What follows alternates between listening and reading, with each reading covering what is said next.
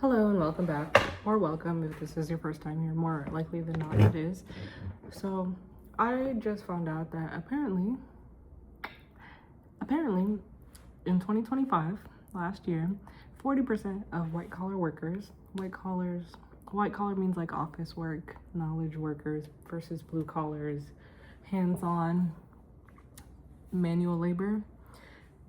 40% of white collar workers took a pay cut. And my LinkedIn feed would never say any of that. My LinkedIn feed is just full of how people are making millions of dollars and you're the only one who isn't making millions of dollars. Why isn't your career going perfectly? What's wrong with you? Ew, you sound like Trump. Yikes. But yeah, that was such an interesting revelation because it's like the way things feel are not the way everything is not as it seems. Everything that glitches is not gold. The grass isn't greener on the other side. Even though my teeth are incredibly white. Wow. Should smile more often. Smile while you still have the teeth.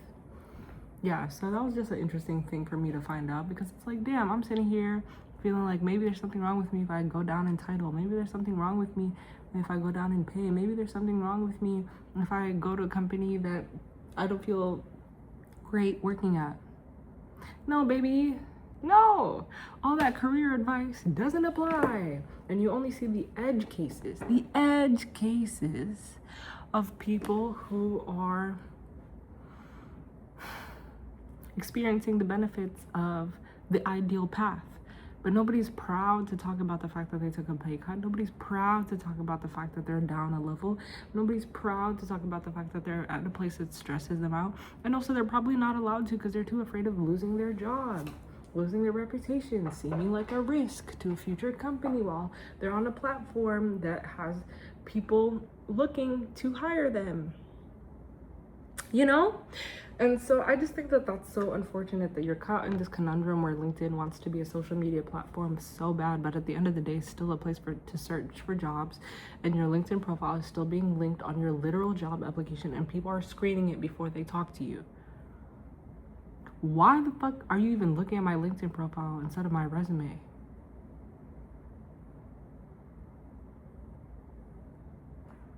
But, you know, I should have known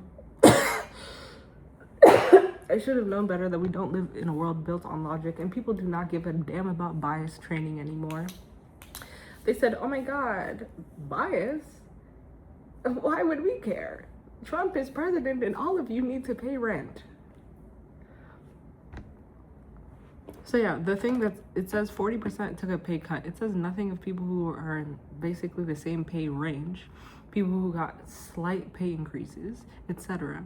So that's why I'm saying like your math might be like, oh well, Phyllis, if it's only 40%, that means the majority of people still took a pay increase. Wrong.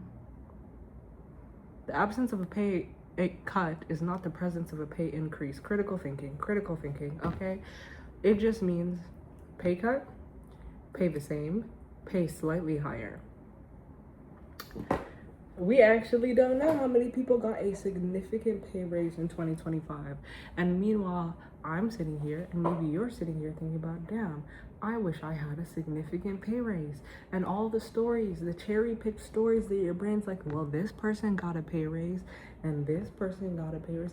And you don't know them. You don't know their story. You don't know who they had connects with. You don't know the type of job experience that they had. You don't know the referrals they got. You don't know the nepotism that was involved.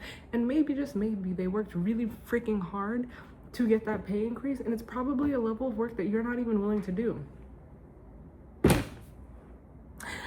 Let's talk about it, because sometimes it's not nepotism. Sometimes it's someone working into the wee hours of the night and waking up in a panic attack and starting to work again out of anxiety at the crack of dawn. Do you want to live that lifestyle? You know how many people I've talked to? White males, right? Because everyone wants to be like, oh, white men are fine. Bias against me, very real. So everyone assumes, well, if the bias is terrible against the black woman, then like the neurotypical cis heterosexual white man must be doing fine. No, because I'm friends with plenty of them and I know the truth. And this is what happens when you actually get close-up relationships with the people who are in situations you think you admire. You get to know the truth. The truth is, I had a conversation with a guy last week, got his MBA. Yeah, MBA, the thing you think that you need, which isn't gonna help you, baby. Got his MBA, had to apply to 1,000 jobs. And then he took a bridge job. If you don't know what a bridge job is, it's a job you take while you are still trying to look for the job you actually want. Then he took a bridge job that he hated after applying to 1,000 jobs. I want you to hear what I'm saying. A white male got his MBA, had to apply to 1,000 jobs just to take a job he hated. Wasn't even the job he wanted. And here I am on the internet being like, well, this person got a job they love, with working with people they love, and making $50,000 more, and it's fully remote, and they get team on-sites, and they get full benefits. Great. That's one person, girl. How many people do you know? Write out all of their stories, and then tell me the average through line between their stories, and that's the truth. And even then, average is still muddied waters. Anyone who knows math, knows statistics, knows that the average is a mess, because the average takes the noise of the very great examples and the very poor examples. At the end of the day, the average person has 2.5 kids. No one really has 2.5 kids, but the average data set says so. So it's not even after you try to calibrate against the average isn't a real number to compare yourselves to. Ultimately, you gotta stop comparing yourself because no one else is you.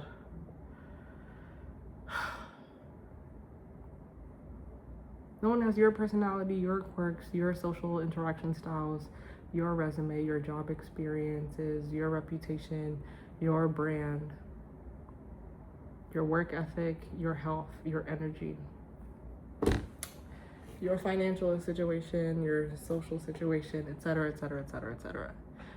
So for you to sit here and try to copy someone else's path doesn't make sense, because they don't have the brain, the body, the time, the money, the resources you do, and vice versa. So why are you comparing their path to your path? Also, let's talk about me specifically. I saw a post, but thank God I saw it. I might cry about this later, but like, I saw a post that was like, if you're so far behind, why are you always the youngest in the room?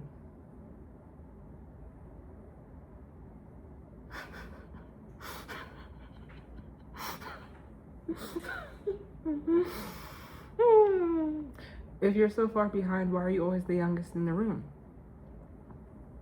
I'm one of the youngest people in my apartment complex. I'm one of the youngest people in my previous jobs. I'm not the youngest, but amongst the youngest. In the content world, in my financial position. The average American is in debt, has a negative self-worth. A negative net worth. And a negative self-worth while we're at it. So it's like, if you're so far behind, why are you always the youngest in your spaces?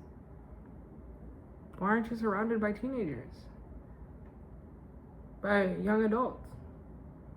By kids in college who are just as successful as you or more successful? It's because these things take time. And that's what I was talking to someone about this week. I was like, I understand that these things take time, but I'm like, damn, do I have the means to survive the time it takes? And that's what I'm trying to figure out.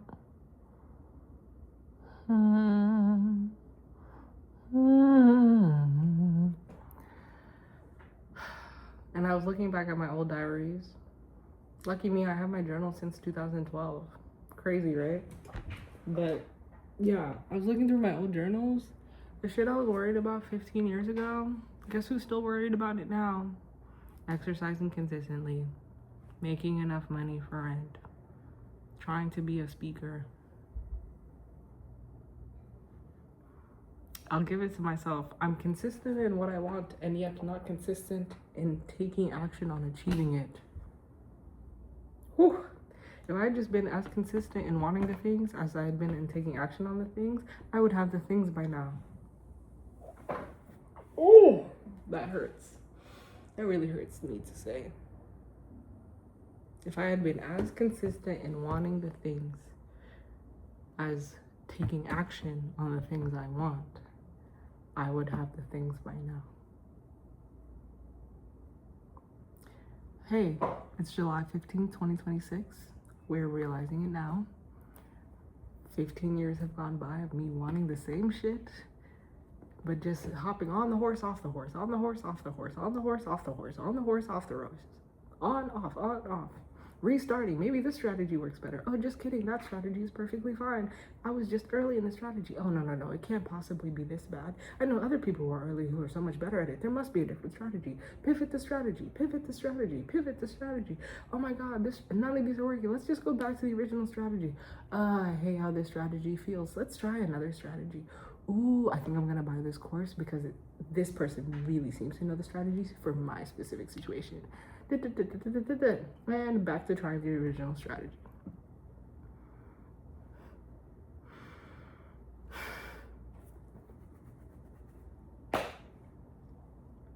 If you had been as consistent about wanting the thing as you were about taking action on the thing you want,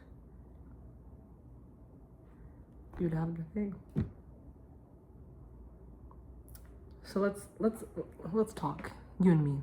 Yeah, this is my private journal. What are the things I want?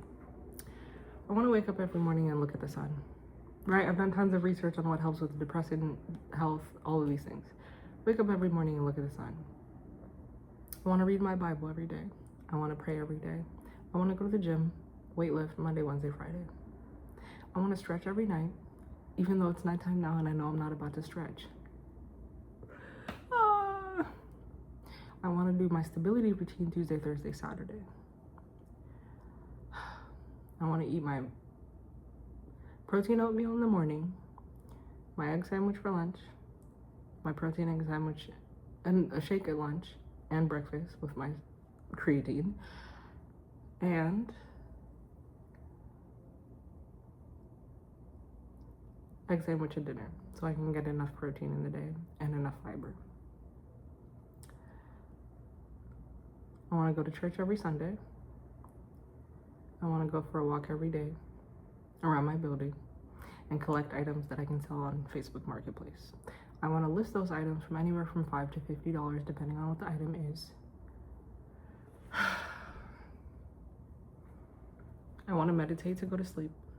I want to brush my teeth when I wake up, and I want to brush my teeth before I go to bed.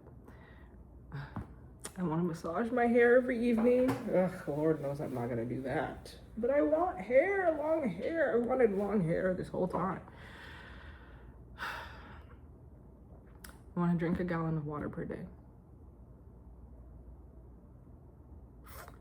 Do my laundry once a week.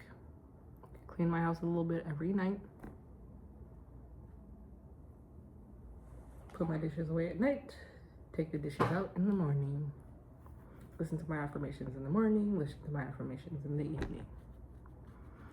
I want to post content on LinkedIn every day, twice a day. I want to post content on YouTube every day, once a evening. I want to post content on Instagram every day, 3 times a day. Morning, noon, and evening. 8, 12, and 4. LinkedIn 10 and 2. YouTube before bed, and I should be going to bed around 9. Oh, that's another thing. I want to sleep around 9 every day. I want my sleep schedule to be 11 to 7. Bedtime routine hits at 8, 8:30, 8. The fact that I don't have a precise number around that is part of the problem. Yeah, bedtime routine hits at 8, sleep 11 to 7. I want to publish a newsletter twice a week. I want to do 10 outreach DMs per day. Is that it? Newsletter, Substack.